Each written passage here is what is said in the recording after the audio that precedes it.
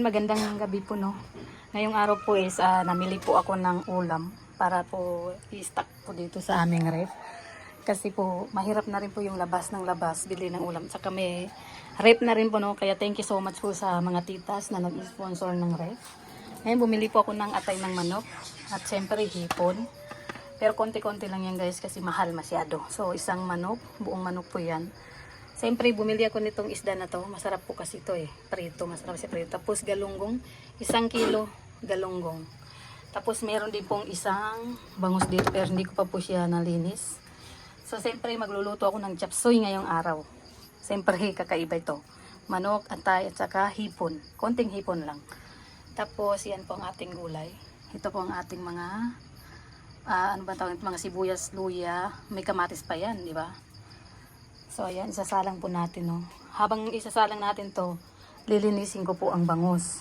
At saka ito isa dito na asong hindi na po siya chicho, isa na po siyang askal. So gutom na rin yan.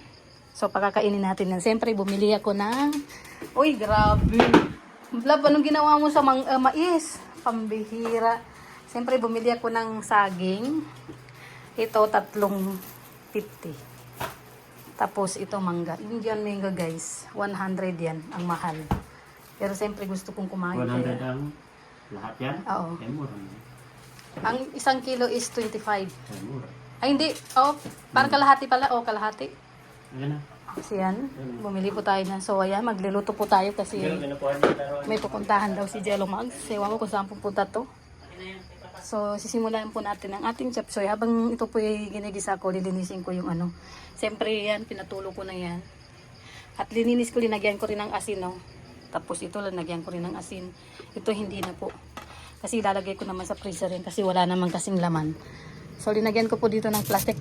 Gusto kong bumili ng ano, yung para sa ref na ilalagay dito para ano, madali siyang linisin kung sakali, no. So, ito wala rin, ay, aray ko.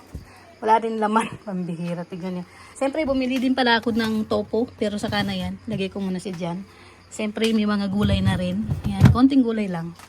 Siyempre, yung sili, lagay natin dito para ano, hindi siya masira, no? At bumili din ako ng itlog. Ayan. Hindi ko pa po naayos. Di ba? Ang gulo pa. So, sisimulan natin ang ating pagluluto. So, ayan. Dito na natin siya lulutuin para maluwang yung ating pag. Sa konting mantika lang, guys. Mainit masyado guys.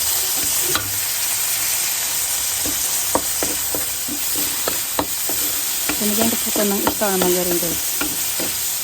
Para magkalasa. Wala pala akong magic sarap.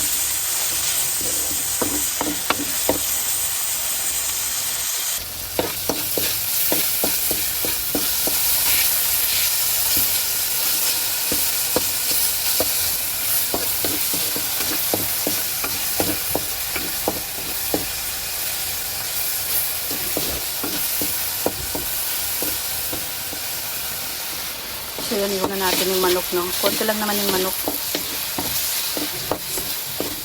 Pag halo-haloin ko na hipon at saka manok. Saka ano, atay. So takpan muna natin guys. Yan.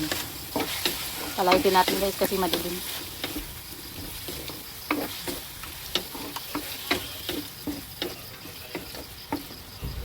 So takpan pa natin. Para maluto, no.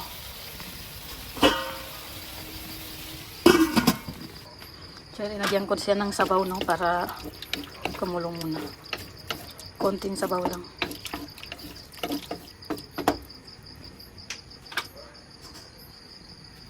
Takpan natin ulit.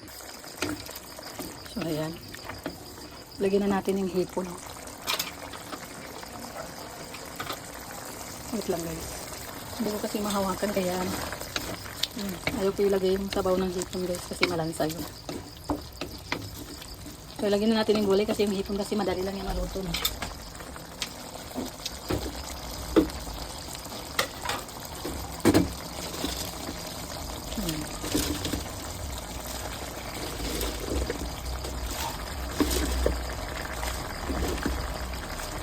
Bihira ang binigay sa akin karamihan repolyo din.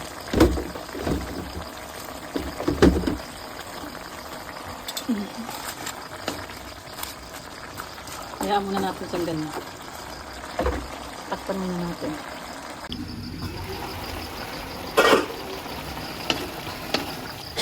Di ba nagsabaw pa rin? Yung gulay kasi nagsasabaw ay.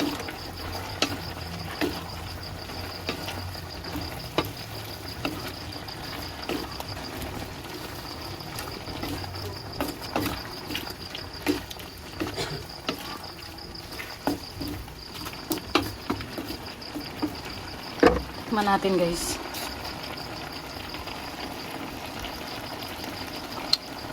Kulang ng asin. Kulang ng asin na konti.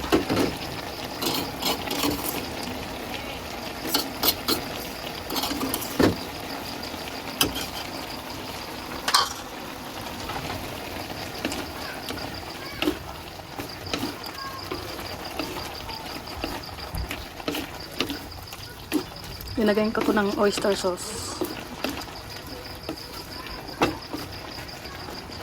So, lalagyan natin to ng cornstarch para siya lumapot.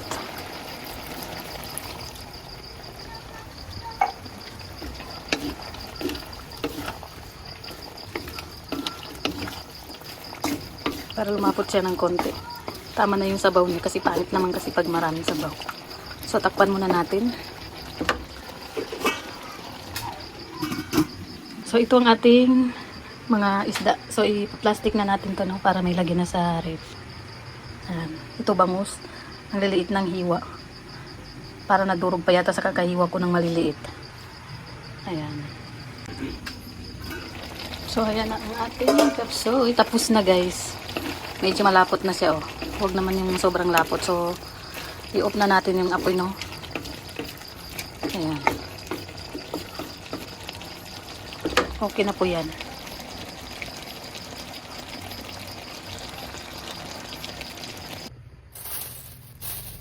So ito, anuin natin to, hatiin natin to, no.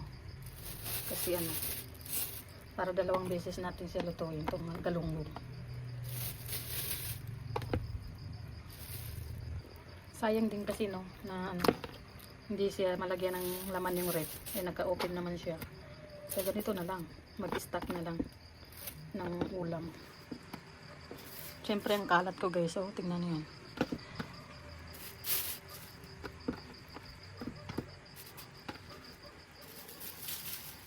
Para dalawang beses natin siyang lutuin. So ito naman ang ating isusunod. Pero hanap pa tayo ng maliit na plastic guys. O, alis ka dyan sila, alis ka dyan. Dali na, alis ka dyan. Magaganda kasi pag ganito kaliit, no? Madali siyang yan sa ano. So, ayan. Nilagyan ko po ito ng asin, no? Hugasan din naman siya. Tingnan niyo po, nasobrahan ko siya ng liit sa paghihiwa. So, yan na yung nangyari.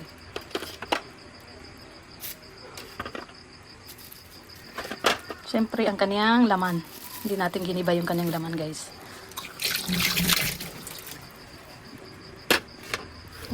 Maghugas tayo. Pati ito, nilagyan ko rin ito ng asin. Manok. Hugasan pa naman natin to. Lininis na natin to, no, at linagyan ng asin. Pero pag linuto natin to, hugasan pa rin natin ulit. Pero siguro kailangan ko magbukod ng ano. Para kay Jello yan. Para hindi ko siya ano. Ito lang ang ilalabas ko yung para kay Jello yan. Ayan, 3 laman. Kasi maarte ang aso na yan guys. Ayan. So ayan, ilagay na natin yung natin yung manok kasi medyo mabigat to. Siyempre, dinagyan ko siya ng plastic. Para ano, ganyan. Para yung plastic lang ang madumihan kung sakali. Tatapon lang. Palitan na lang, di ba? Ayan na po ang ating stock na ulam. Dito naman sa taas is yellow lang. Aba, walang yellow dito ah. Yung ginawa ko dito, nagamit din pala niya. Ayan. So ayan, ngayon, mag-ano tayo ngayon? Maghuhugas naman tayo ngayon guys. Kasi malansa to, hindi natin pwede itong ano yun lang dyan, hayaan muna kasi malansa. Yung mais ko pala, oh. Mais. Kain po tayo ng mais, guys. Yan. Yung mga plastic na maliliit, na ano ko din pala. Napagkinabangan ko rin. So, yan. Thank you so much po sa lahat. Ayan. At tatapos na po tayo. Maghuhugas na lang tayo. At siyempre, babanatan ko ito mamaya. Itong ating mani. Thank you so much po sa lahat ng aking viewers sa manonood ng aking video. Thank you so much po and God bless. Busy na, oh. Busog na kasi, guys, ang dalawang mais. Tapos mangga. Tara na. Ayun, oh. Maghuhugas muna ako Wait lang. Ano ba? Kung magkapagsalita guys na matagal ay hindi kaya madaling maghugas ng mga mga ganyan tapos magluluto ka pa, di ba? So ayan ang ating luto, siyempre masarap yan, chop suey. Hindi ko alam kung paano ba yan.